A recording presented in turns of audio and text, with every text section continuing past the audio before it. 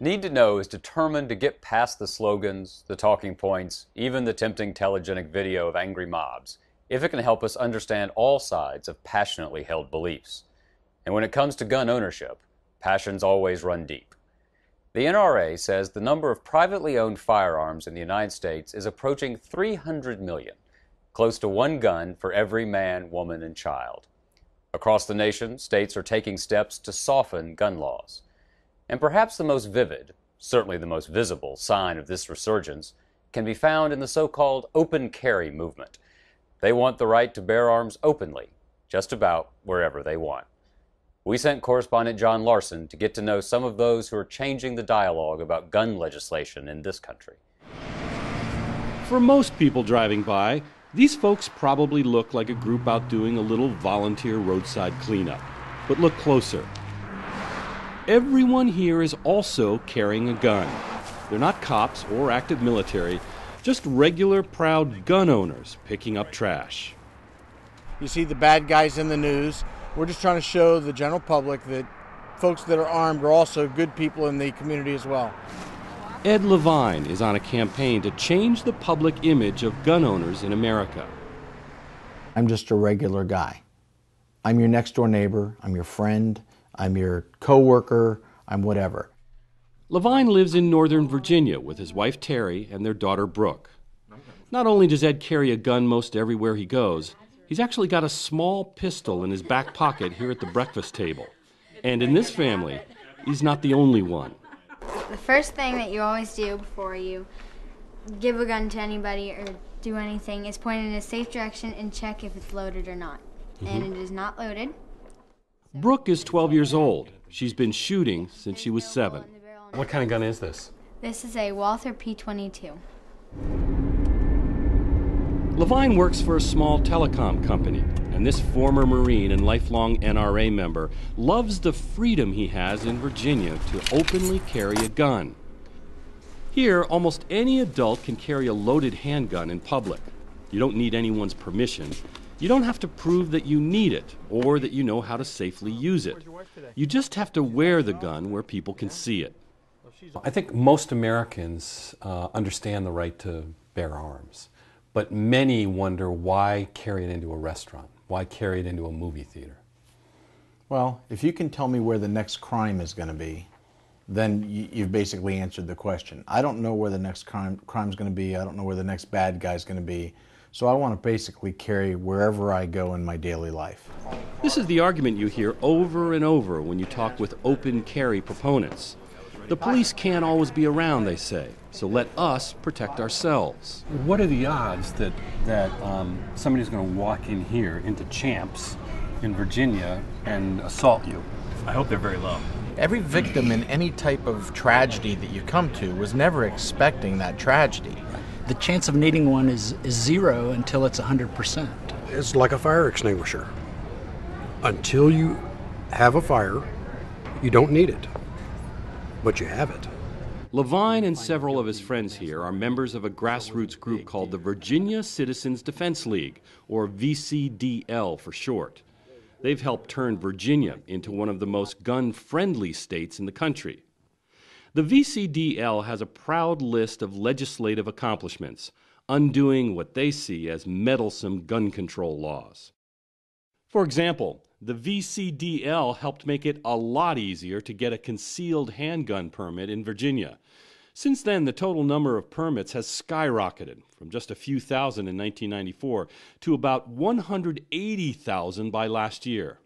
Just recently, they helped pass a law letting Virginians carry those concealed guns into places that serve alcohol. But not everyone is happy about the spread of guns in their state. For most of the time we were with him, Levine's gun drew almost no attention.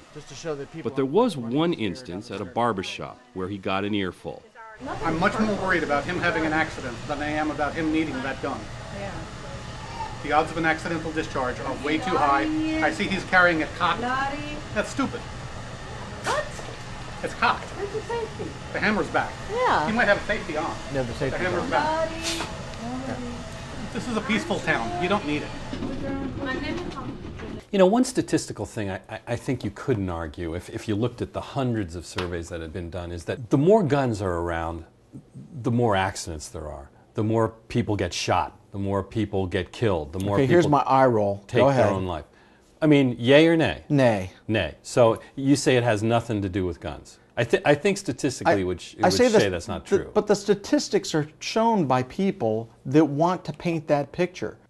But in fact, there are a number of scientific studies showing that having a gun in the home increases the likelihood that someone in that home will be harmed. On the flip side, gun advocates argue that no one pays attention to countless dramatic examples where someone with a gun prevented a crime from happening. Guns save lives, and that's one of our monikers that we say, and a lot of people don't understand that fact, and the people that are putting out these statistics are the people that want guns to go away. There are Ed Levines all over the country, all part of a growing grassroots movement to roll back gun control laws state by state, and it's working. Last year, 22 different states eased gun control laws. This year, more of the same. Arizona just made it so practically any adult can carry around a concealed weapon.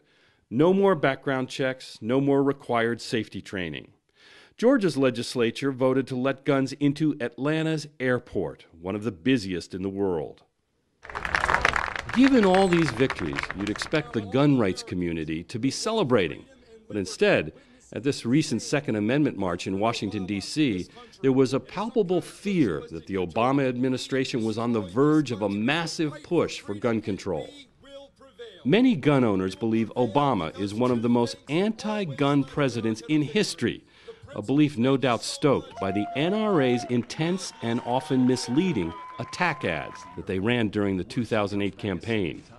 You use a firearm to defend yourself and your family. Unbelievably, Barack Obama voted to make you the criminal. Defeat Obama. The head of the NRA, Wayne LaPierre, wouldn't talk with us, but he always shows up when conservatives hold their annual summit in Washington, D.C. Our founding fathers understood that the guys with the guns make the rules. And it's still true today. Many politicians take it as gospel that you do not tangle lightly with the NRA, or they'll bury you with their money and their votes.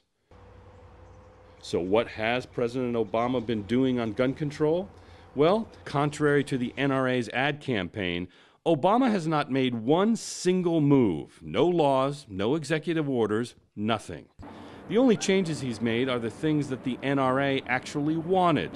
Now you can transport guns on Amtrak trains, and now you can take guns into national parks. The president's actions, or rather inaction, have earned him the scorn of practically the entire gun control community. The Brady campaign to prevent gun violence gave Obama nothing but F's for his first year in office. Gun control advocates like John Rosenthal feel betrayed. This Boston-based real estate developer runs a group called Stop Handgun Violence. 2 years ago, he advised the Obama campaign on gun policy. I'm horribly disappointed with President Obama on guns. And am I wrong, or didn't you sort of help write some of his policies when he was running for office? He's done a complete about-face. Rosenthal, who's a gun owner himself, has been fighting for years to close what's known as the gun show loophole. This is where you can avoid background checks simply by purchasing your guns from private sellers. I don't want to stop any law-abiding gun owner from getting firearms. I'm one of those people. But Congress, and the President, by the way, allows people to buy firearms, an unlimited number of assault weapons, handguns, you name it, in 33 states from private individuals without a background check or ID. To help promote his message about what he would call this country's lax gun policies, Rosenthal has put up these massive billboards on the backside of Boston's Fenway Park.